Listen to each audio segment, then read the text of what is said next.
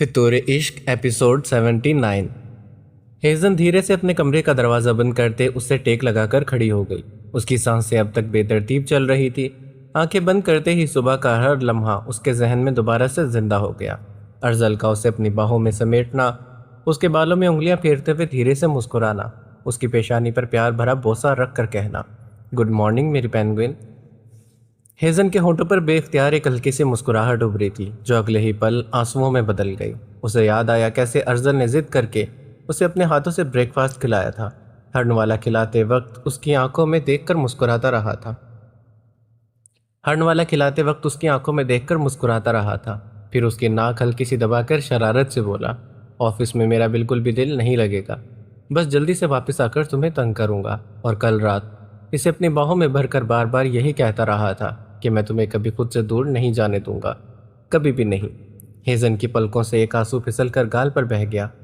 उसने लरसते हुए होंठों से सरगोशी की थी, देखो अर्जल, आज मैं ही तुमसे दूर जा रही हूँ, मगर मेरी मजबूरी को कभी बेवफाई मत समझना।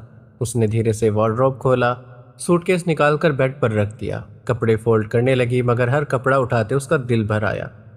ये कमरा, ये अलमारी, ये जिंदगी, सब कुछ तो अर्जल के साथ जुड़ा हुआ था। उसने वार्डरोब के दूसरे हिस्से को देखा, वहाँ अर्जल के कपड़े रखे थे। उसका हाथ बेख्तियार एक सफ़ेद शर्ट की जानिब बढ़ गया था।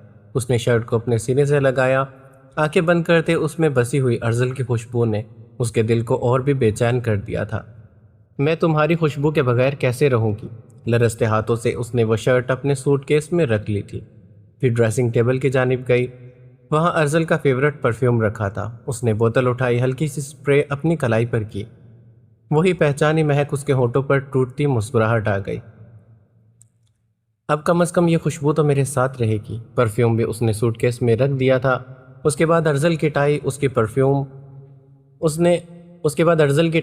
फेवरेट वॉच और इसकी छोटी सी चेन जो वो रोज़ ऑफिस कीज के साथ रखता था, सब एक एक करके संभाल कर रख लिया, जैसे वो अर्जल का हर छोटा हिस्सा अपने साथ लेकर जाना चाहती हो।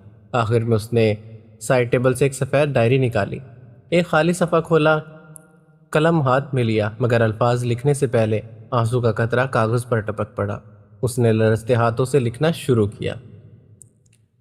खत मुकम्मल करने के बाद उसने अपनी ही उंगलियां फेरी थी, जैसे कागज़ को भी अलविदा कह रही हो। डायरी बंद की, खत को निकालकर बेड के पास टेबल पर रख दिया, बिल्कुल वहाँ जहाँ अर्जल की नज़र सबसे पहले पड़ती थी। उसने कमरे पर आखिरी निगाह डाली, फिर गहरी सांस ली। अब वक्त आ चुका था। उसने मोबाइल निकाला, गुलबानो का नंबर मिलाया, फ़ौरन से चंद ही बैलों में रिसीव हो गया। जी हेज़न बीबी। हेज़न ने अपनी आवाज़ को मामूल पर लाने की कोशिश की थी। बानो, आज पता नहीं क्यों मेरा दिल कर रहा है आपके हाथों की खीर खाने का। दूसरी तरफ से गुलबानो फ़ौरन से खुश हो गई। बस इतनी सी बात, अभी बनाती हूँ बीबी, थोड़ा वक्त लगेगा। हेज़न ने हल्की सी मुस्कुराहट ज़बरदस्ती अपने होठों पर सजाई। जी आराम से बनाए, मैं इंतज़ार कर लूँगी। अल्लाह खुश रखे आपको। ये कहकर उसने कॉल कट कर दी, मोबाइल धीरे से बेड पर रख दिया। हेज़न अच्छे से जानती थी कि गुलबानो जब भी खीर बनाती है तो कम अज़ कम आधा घंटा पूरा किचन में इसी में मसरूफ़ रहती थी। दूध को धीमी आंच पर पकाना, बार बार चलाना, ड्राई फ्रूट्स का काटना, इलायची पीसना, हर काम वो इत्मीनान से करती थी। और जब तक खीर तैयार नहीं हो जाए वो किचन से बाहर कदम नहीं रखती थी। हेज़न ने कमरे की खिड़की से बाहर झांका, पूरा घर अजीब सी खामोशी में डूबा था। यही वो चंद लम्हे थे जिनका वो सुबह से इंतज़ार कर रही थी। उसने धीरे से सूटकेस का जिप आखिरी बार चेक किया, फिर लरसते हाथों से इसे बंद कर दिया। एक पल के लिए वो खामोश खड़ी रही, उसकी नज़र पूरे कमरे में घूम रही थी। इसी कमरे ने इससे पहली बार अर्जल की बाहों का सुकून महसूस किया था। इसी कमरे में उसने पहली बार अर्जल की बाहों का सुकून महसूस किया था। यहीं उसकी हंसी गूंजी थी और यहीं उसका दिल हमेशा के लिए रह जाने वाला था। उसने भीगी पलकों को ज़ोर से झपका और सूटकेस का हैंडल मजबूती से थाम लिया। धीरे से कमरे का दरवाज़ा खोला। कॉरिडोर बिल्कुल ही सुनसान पड़ा था। दूर कहीं किचन की तरफ से बर्तनों के टकराने की हल्की हल्की आवाज़ें आ रही थी। गुलबानो वाकई ही खीर बनाने में मसरूफ़ थी। हेज़न ने बेख्तियार एक गहरी सांस ली, फिर सांस रोककर सीढ़ी की जानिब बढ़ गई। हर कदम बहुत एहतियात से रखती ताकि ज़रा सी भी आहट न पैदा हो जाए। उसे यूँ महसूस हो रहा था जैसे पूरा घर उसकी धड़कन सुन रहा हो। हर सीढ़ी उतरते वक्त उसका दिल और ज़ोर से धड़कता। एक पल के लिए उसने पीछे मुड़कर ऊपर देखा, फिर आंखें बंद करते खुद को संभाला। नहीं, अब पलटना नहीं है। آخر وہ نیچے پہنچی۔ اس نے ایک نظر میں انٹرنس کی جانب دیکھا، پھر فوراً سے نگاہیں ہٹا لی۔ وہاں سے نکلنا خطرہ تھا، اس لیے وہ بنا رکے پیچھے کوریڈور کی جانب مڑی۔ وہ آہستہ آہستہ آگے بڑھ رہی تھی، ہر 2 قدم کے بعد رک کر ادھر ادھر دیکھ لیتی۔ دل اب بھی بے چینی سے دھڑک رہا تھا۔ سروس پیسیج کے آخر میں پیچھے لان کا دروازہ تھا۔ اس نے دھیرے سے ہینڈل گھمایا، دروازہ بنا آواز کے کھل گیا۔ باہر نکلتے ہی ٹھنڈی ہوا کا جھونکا اس کے چہرے سے ٹکرایا۔ اس نے ایک پل کے لیے آنکھیں بند کی۔ دور لان کے دوسرے کونے پر مالی پھولوں کو پودے کی دیکھ بھال میں مصروف تھا۔ اس کی پشت ہیزن کی جانب تھی۔ اس نے ایک بار بھی مڑ کر نہیں دیکھا۔ ہیزن نے موقع غنیمت جان کر تیزی سے پچھلے گیٹ کی جانب قدم بڑھا دیے۔ کسی کی نظر اس پر نہیں پڑی۔ اس نے گیٹ کی چھوٹی سی کنڈی کھولی اور دھیرے سے باہر نکل آئی۔ گیٹ کے بالکل باہر ایک سیاہ رنگ کی گاڑی خاموشی سے کھڑی تھی۔ انجن پہلے سے سٹارٹ تھا اور وہ وہاں سکون سے کھڑا تھا، جیسے وہ اسی کا انتظار کر رہا ہو۔ جیسے ہی اس کی نظر ہیزن پر پڑی، اس کے چہرے کی ساری سختی ایک پل میں ٹوٹ گئی۔ ہیزن ایک پل کے لیے اپنی جگہ جم گئی۔ اسے یقین ہی نہیں آ رہا تھا اس کا بھائی اس کے سامنے کھڑا تھا۔ پھر اگلے ہی پل اس کے ہاتھوں سے سوٹ کیس چھوٹ کر زمین پر گرا۔ بھائی! اس کی ٹوٹتی چیخ ہوا میں گونجی اور وہ بھاگ کر سیدھا کیان کے سینے سے جا لگی اور پھوٹ پھوٹ کر رو پڑی۔ بھائی، مجھے بہت ڈر لگ رہا تھا۔ کیان نے فوراً سے اپنے دونوں باہوں میں اسے مضبوطی سے سمیٹ لیا، پھر جیسے کبھی اسے خود سے دور نہ ہونے دے گا، اس نے پیار سے اس کے بالوں پر ہاتھ پھیرا۔ بس ہیر جان، میں آ گیا ہوں، اب کوئی تمہیں تکلیف نہیں دے گا، میں آ گیا ہوں۔ ہیزن بچوں کی طرح اس سے لپٹ کر روتی رہی۔ کچھ دیر کے بعد کیان نے نرمی سے اس کے آنسو پوچھے۔ چلو گاڑی میں بیٹھو۔ اس نے جھک کر سوٹ کیس اٹھایا، ڈکی میں رکھا، پھر فرنٹ ڈور کھول کر ہیزن کی جانب دیکھا۔ ہیزن خاموشی سے گاڑی میں بیٹھ گئی۔ دروازہ بند ہوا اور گاڑی آہستہ آہستہ چل پڑی۔ ہیزن نے بے اختیار مڑ کر دورانی مینشن کو دیکھا، وہ گھر جہاں اس نے اپنی زندگی کے سب سے خوبصورت لمحات گزارے تھے، جہاں ہر کونے میں اس کی محبت بسی تھی۔ اس کی آنکھیں بھر آئی۔ الوداع، کبھی سوچا نہیں تھا کہ تمہیں اس طرح سے چھوڑ کر جاؤں گی۔ مجھے معاف کر دینا، میں اپنا دل یہیں چھوڑ کر جا رہی ہوں۔ گاڑی اب مین روڈ پر آ چکی تھی اور اسی وقت ہیزن کی نظر اچانک سڑک کے دوسری جانب پڑی۔ اس کا دل ایک دم سے رک گیا۔ ارزل! روڈ کے کنارے ارزل اپنی گاڑی کے پاس کھڑا، اس کے ہاتھ میں ایک بڑا سا کیوٹ پینگوئن تھا اور اسی ہاتھ میں سفید اور نیلے پھولوں کا خوبصورت بوکے بھی تھا۔ اس کے چہرے پر وہی بے چین سی مسکراہٹ تھی، جیسے بس کچھ ہی دیر میں وہ اپنی پینگوئن کو دیکھنے والا ہو۔ دوسرے ہاتھ میں موبائل تھا اور وہ کسی سے باتیں کر رہا تھا۔ ہیزن کی سانسیں تھم گئی، اس کی آنکھیں بے یقینی سے پھیل گئی۔ ارزل! اس کے ہونٹوں سے صرف ایک لرزتی سرگوشی نکلی۔ وہ بے اختیار اپنی سیٹ سے آگے جھک گئی تھی اور اس کی نظریں صرف ارزل پر جمی تھی۔ دل چاہتا تھا بس ایک بار وہ مڑ کر دیکھ لے۔ اسی لمحے آسمان پر کالے بادل گرجے اور بارش شروع ہو گئی۔ بارش کے موٹے موٹے قطرے ارزل کے کندھوں اور پینگوئن اور پھر پھولوں کے بوکے پر گرنے لگے۔ ساتھ ہی گاڑی کی کھلی کھڑکی سے اندر آتی بوندیں ہیزن کے چہرے کو بھگونے لگی۔ اس کی آنکھوں سے آنسو رکنے کا نام نہیں لے رہے تھے اور اس نے اس کو پکارنے کی کوشش کی۔ ارزل! اس کا دل چاہا دروازہ کھول کر بھاگ جائے، اس کے پاس چلی جائے، اس سے لپٹ کر کہہ دے، میں یہاں ہوں، مجھے لے کر چلو، مگر وہ نہیں کہہ سکی۔ ارزل نے ایک پل کے لیے بھی اس گزرتی گاڑی کی جانب نہیں دیکھا۔ وہ اب بھی فون پر بات کر رہا تھا، بالکل بے خبر کہ جس پینگوئن کے لیے وہ اتنا بے چینی سے پھول اور پینگوئن لے کر کھڑا ہے، وہ اس سے صرف چند قدم دور ہے۔ اسی گاڑی میں اس سے دور جا رہی تھی۔ ہیزن کا دل اسی لمحے ہزاروں ٹکڑوں میں ٹوٹ گیا۔ وہ بے اختیار دروازے کی جانب جھکنے لگی، جیسے اگلے ہی پل گاڑی رکوا کر بھاگ جائے گی۔ کیان نے فوراً اس کی حالت بھانپ لی۔ اس نے ایک نظر ارزل کو دیکھا، پھر خاموشی سے بٹن دبا دیا۔ گاڑی کا شیشہ آہستہ آہستہ اوپر چڑھنے لگا۔ ہیزن نے گھبرا کر اپنی ہتھیلی شیشے پر رکھ دی۔ اس کی نظریں آخری پل تک ارزل کا چہرہ اپنی آنکھوں میں قید کر لینا چاہتی تھی، مگر شیشہ بند ہوتے ہی ارزل کا چہرہ دھندلا پڑ گیا اور اگلے ہی پل بارش کے قطرے اسے پوری طرح سے چھپا گئے تھے۔ ارزل! اس کی دبی چیخیں آنسوؤں میں گھل کر بند شیشے کے اندر ہی قید ہو گئی۔ کیان نے نرمی سے ہیزن کو اپنی جانب کھینچ کر اس کا سر اپنے کندھے پر رکھ لیا۔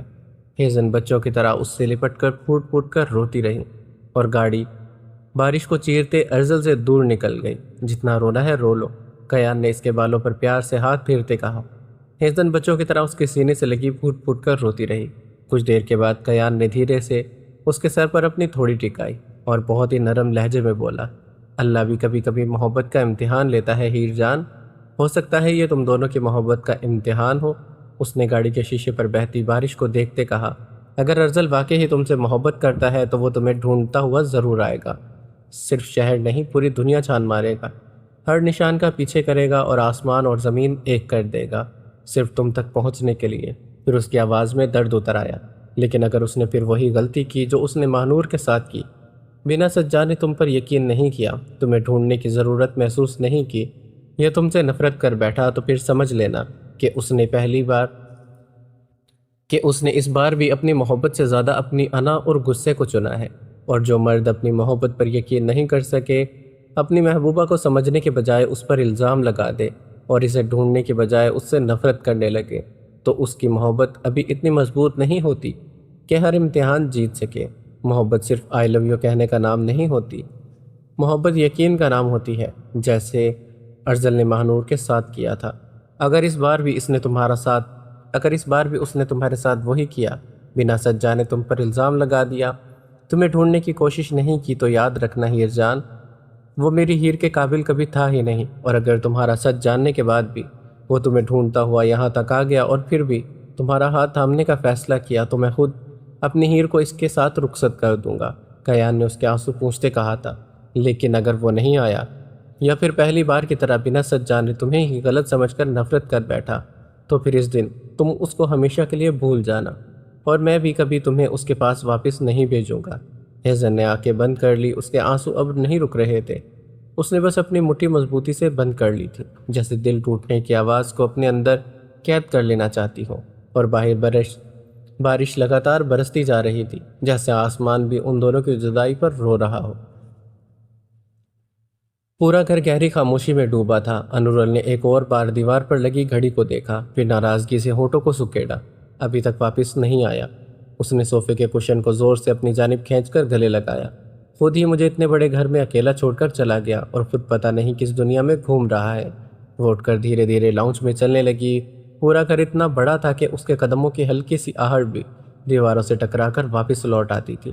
اس نے ایک بار پھر سے موبائل اٹھایا، اسکرین دیکھی، نہ کوئی مسڈ کال تھی، نہ کوئی میسیج تھا۔ اس نے ناراضگی سے موبائل واپس ٹیبل پر رکھ دیا۔ واو، بہت اچھے، خود کہہ کر گیا تھا کہ میں جلدی آ جاؤں گا۔ جلدی مطلب ان جناب کی ڈکشنری میں شاید پورا دن ہوتا ہے۔ انورل نے منہ بنا کر دونوں ہاتھ کمر پر رکھ لیے۔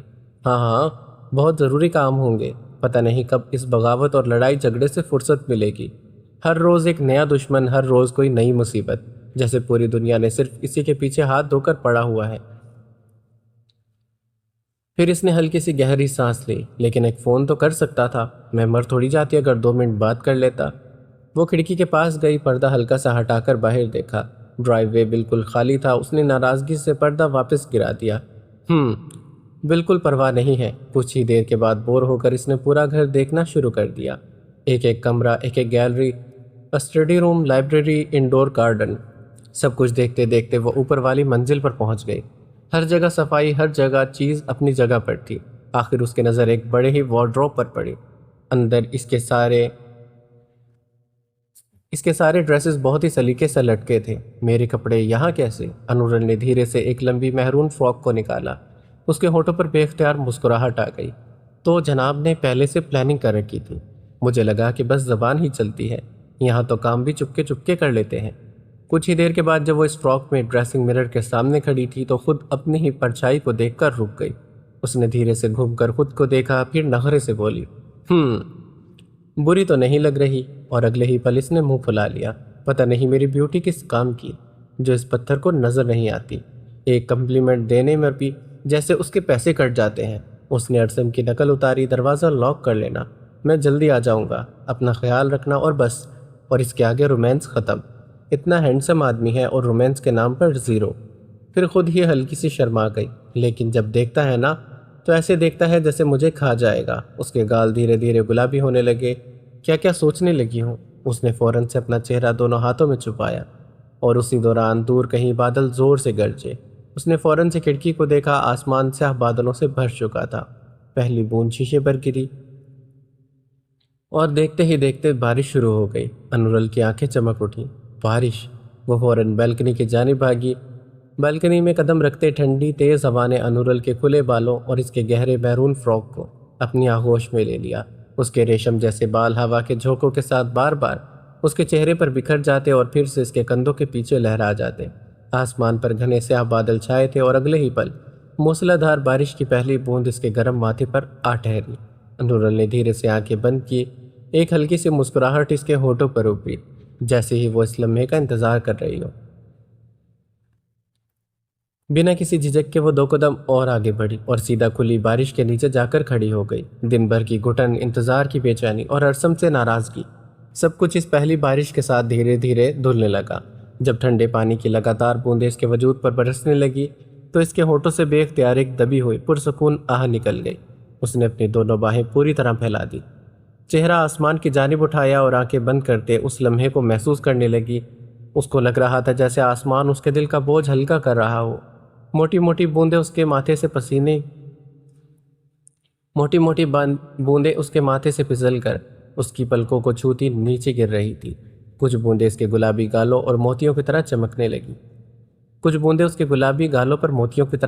لگی اور کچھ اس کی ناک گردن پر پھسلتی ہوئی اس کے کالر بون کے پاس گم ہو جاتی۔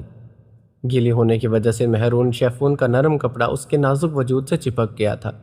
اس کا لہراتا فراک ہوا اور بارش کے درمیان کسی خواب کی طرح لگ رہا تھا۔ اس کے بھیگے ہوئے بال اس کی پشت پر ریشم کی دھار کی طرح بکھرے تھے، کبھی ہوا انہیں اڑا دیتی، کبھی وہ مسکراتے انہیں ایک طرف کر دیتی۔ انورل نے دھیرے دھیرے بارش کے ساتھ گھومنا شروع کر دیا۔ اس کے ننگے پاؤں بالکنی کے ٹھنڈے ماربل کو چھو رہے تھے اور بارش کی ہر بوند اس کے دل میں چھپی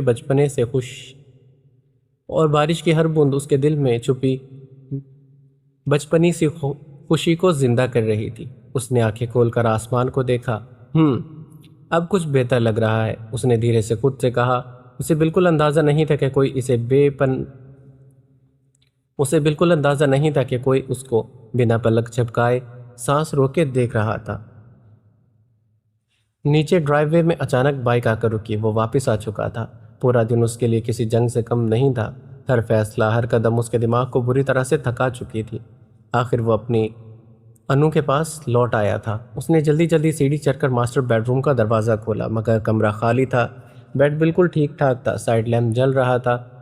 کھلی کھڑکی سے آتی بارش کی ٹھنڈی ہوا پردے تک اڑا رہی تھی۔ ارسن کی بھویں ہلکی سی سکڑ گئی۔ انو، اس نے دھیمی آواز میں پکارا۔ جواب میں صرف بارش کی گرج سنائی دی۔ اس کی نظریں بے اختیار بالکنی کی جانب اٹھی اور اس کے قدم وہیں جم گئے۔ باہر بارش کے درمیان انورل دونوں ہاتھ پھیلائے کھڑی ہوئی تھی، جیسے بارش سے اپنی آغوش میں لیے کھڑی ہو۔ اس کے بھیگے بال ہوا کے ساتھ لہرا رہے تھے۔ مہرون فراک پوری طرح سے گیلی ہو کر اس کے نازک وجود سے چپک گئی تھی۔ ہر بوند اس کی گردن پر پھسل کر اس کے جسم پر موتیوں کی لکیر بنا رہی تھی۔ اس کا چہرہ بارش میں بھیگا تھا، آنکھیں بند تھیں، ہونٹوں پر معصوم سی مسکراہٹ، جیسے پوری دنیا کا سکون اس نے اسی لمحے میں پا لیا ہو۔ ارسم اس کو دیکھتا رہا۔ اس کی سرخ آنکھوں میں دن بھر کی تھکان دھیرے دھیرے گھلنے لگی۔ اس کے دل میں اٹھتا طوفان ایک ہی لمحے میں کسی اور احساس میں بدل گیا۔ اسے محسوس ہوا جیسے وقت چلنا بھول گیا ہو، جیسے بارش کی ہر بوند صرف انورل کے لیے برس رہی ہو۔ اس کے دل میں چھپی بے پناہ چاہت اس کی رگوں میں بجلی کی طرح دوڑ گئی۔ اس کی نظریں انورل کے چہرے سے ہٹ نہیں رہی تھی۔ ہر سانس کے ساتھ اس کی محبت اور گہری ہوتی جا رہی تھی۔ اس نے دھیرے سے ایک گہری سانس لی، جیسے انورل کی خوشبو بارش کے ساتھ اس کے اندر اتر گئی ہو۔ اس کے ہونٹوں پر ایک نرم سی مسکراہٹ ابھری اور وہ بنا کوئی آواز کیے، بنا اسے پکارے، خاموشی سے اس کی جانب قدم بڑھانے لگا۔ اور اس کے دل میں صرف ایک ہی خواہش تھی کہ اگلے ہی لمحے وہ اپنی انو کو اپنی باہوں میں محسوس کرے۔ وہ دھیرے دھیرے اس کے قریب پہنچا، اتنا قریب کہ بس ایک قدم کا فاصلہ رہ گیا، مگر پھر بھی اس نے اس کو پکارا نہیں۔ انورل نے ابھی تک آنکھیں بند کی تھی۔ اگلے ہی پل اس نے محسوس کیا کہ اچانک اس کی گرد ایک اور گرمی سی پھیل گئی ہے، جیسے کوئی اس کے بالکل قریب آ کھڑا ہو۔ لیکن اس سے پہلے کہ وہ کچھ سمجھ پاتی، دو مضبوط باہوں نے دھیرے سے اسے پیچھے سے اپنی گرفت میں لے لیا۔ انورل کی سانس ایک پل کے لیے رکی، اس کے ہونٹوں سے ہلکی سی سسکی نکل گئی، مگر اگلے ہی لمحے اس نے ان باہوں کو پہچان لیا۔ اس کی خوبصورت پلکوں پر مسکراہٹ کھل اٹھی۔ تو جناب کو آخر گھر کا راستہ مل ہی گیا، اس نے آنکھیں کھولے بغیر شرارت سے کہا۔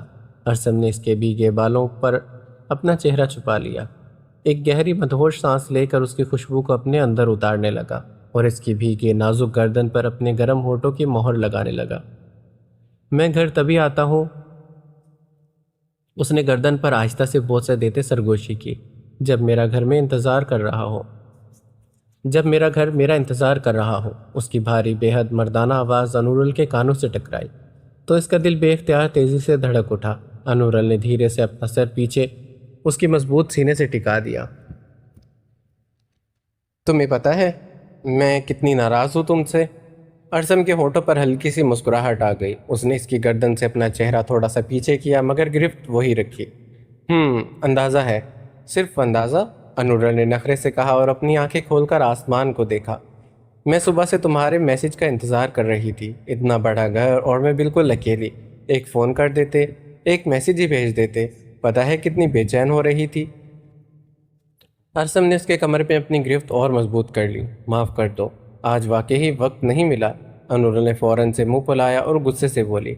ہاں وقت نہیں ملا، لیکن دشمن کے لیے ہمیشہ وقت مل جاتا ہے، بس بیوی ہی یاد نہیں رہتی۔ ارسم دھیرے سے ہنس پڑا تھا۔ اس کی مخصوص گہری ہنسی انورل کے کانوں کے پاس گونجی۔ بہت زیادہ ناراض ہو؟ ارسم نے اس کے بیک کے شانے پر اپنے ہونٹ رکھتے پوچھا۔ اس کی بھاری مدہوش کر دینے والی آواز سیدھا انورل کے دل تک گئی۔ تو پھر بتاؤ میں اپنی اتنی خوبصورت بیوی کو کیسے مناؤں؟ انورل ابھی اس کی باتوں کے جادو میں سنبھل ہی رہی تھی کہ ارسم نے آہستہ سے اس کی نازک کمر پر اپنی گرفت کو بدلا۔ اس نے بنا کوئی موقع دیے انورل کو گھما کر اپنی جانب کھینچا۔ انورل کے کھلے بھیگے بال اس کے چہرے پر بکھر گئے تھے اور اس کی شدت سے بھری آنکھیں سیدھا ارسم کے مردانہ تپتے ہوئے چہرے پر جا ٹپکی۔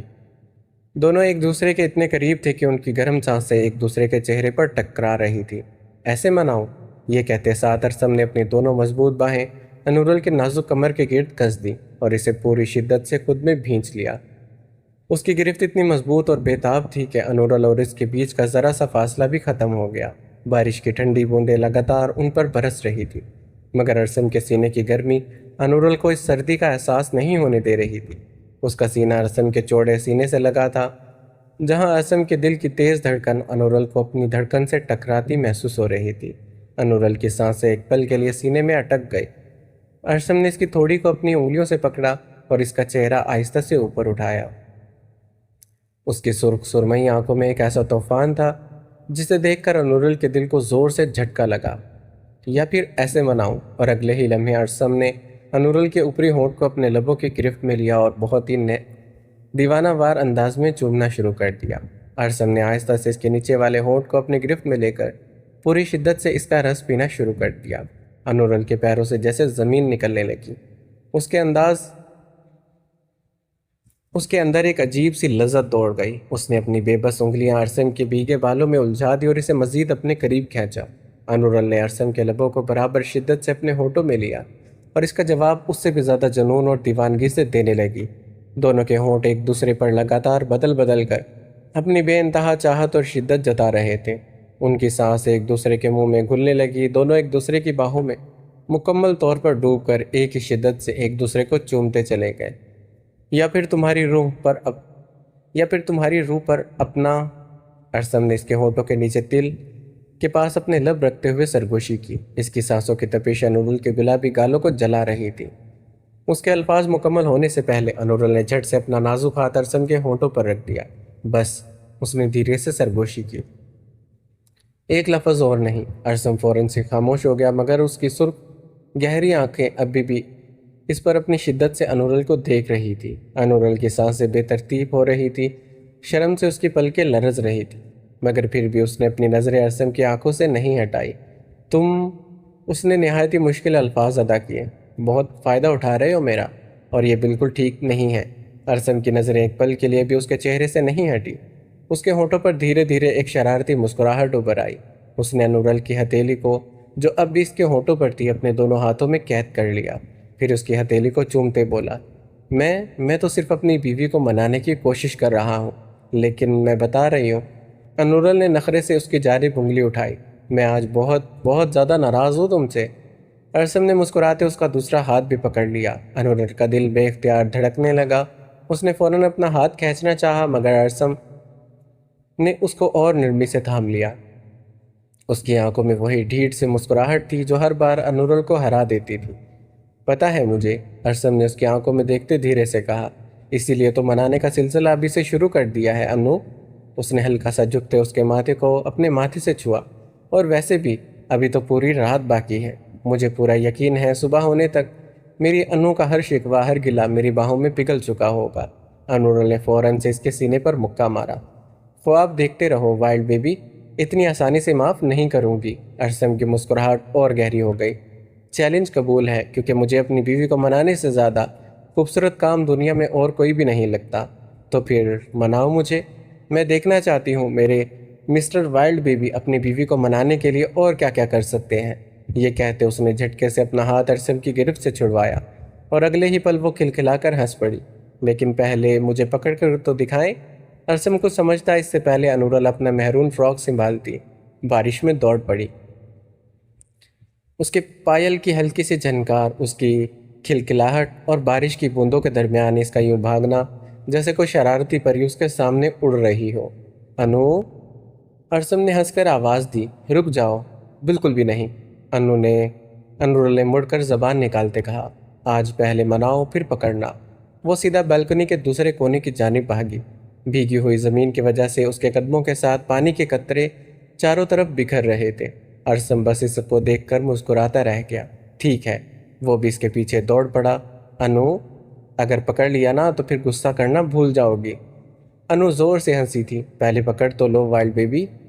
وہ بارش میں بچوں کی طرح ادھر ادھر بھاگنے لگی، کبھی پلر کے پیچھے چھپ جاتی، کبھی مڑ کر ارسم کو چڑھاتی، اور جب بھی ارسم اس کے بالکل قریب پہنچتا وہ پھر سے ہنس کر دوسری جانب بھاگ جاتی۔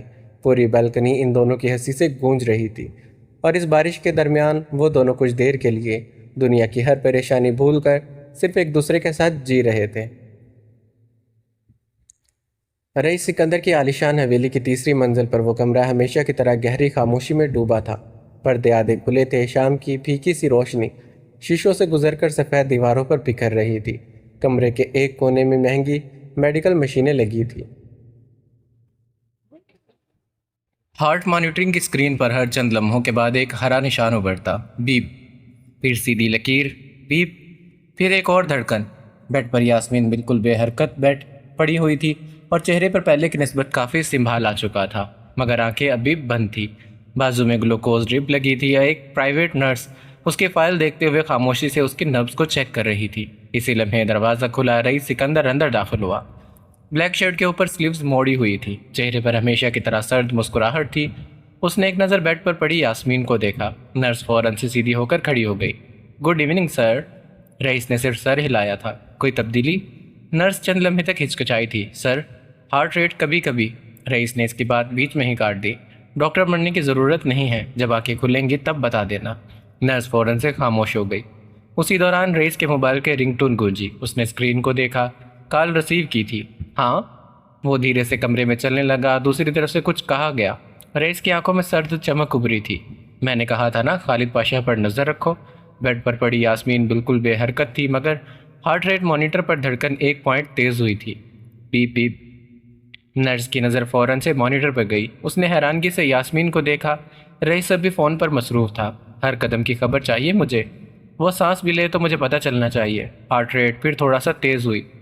Beep beep beep. نرس کی بھویں ہلکی سی سکڑ گئی۔ اس نے یاسمین کی انگلیوں کی جانب دیکھا، جیسے سب سے چھوٹی انگلی ایک پل کے لیے لرزی ہو۔ رئیس نے اس کی جانب دیکھا تک نہیں۔ وہ بدستور چل رہا تھا۔ اور سنو، اس ارسم کو لگ رہا ہے کہ انورل کو میں نے اٹھوایا ہے۔ اسے کیا پتا، اصل کھلاڑی تو خالد پاشا ہے۔ اور پھر رئیس کی زبان سے نکلتا ایک اور نام، ارسم، جیسے ہوا کو چیر کر سیدھا یاسمین کے بند ذہن تک پہنچا۔ اندھیرا، آگ، دھواں، تنزیل کا چہرہ، سر پر زوردار وار، فون، جلتی ہوئی دیواریں۔ ہارٹ مانیٹر اچانک سے اور تیز ہو گیا۔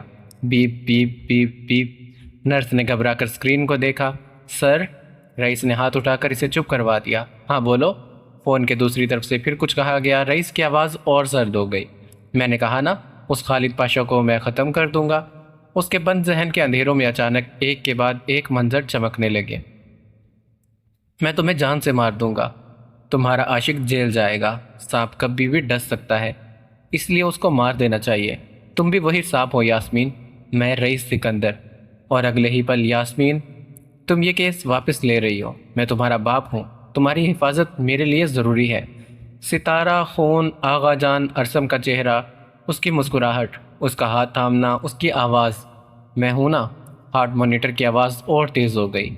نرس کے ہاتھ کانپنے لگے۔ سر، رئیس نے پھر سے اس کی جانب دیکھے بغیر کہا 1 منٹ، پھر فون پر بولا، اور اگر وہ ارسم بیچ میں آیا تو اس بار اس کو زندہ نہیں چھوڑوں گا۔ یہ الفاظ سنتے یاسمین کے بند ہاتھوں کی انگلیاں اچانک زور سے سمٹ گئی۔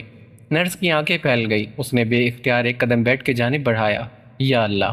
یاسمین کی پلکوں میں ہلکی سی لرزش ہوئی، پھر سب خاموش۔ نرس نے سانس روک لی۔ رئیس اب بھی فون پر تھا۔ سمجھ گئے؟ اس بار کوئی غلطی نہیں ہونی چاہیے۔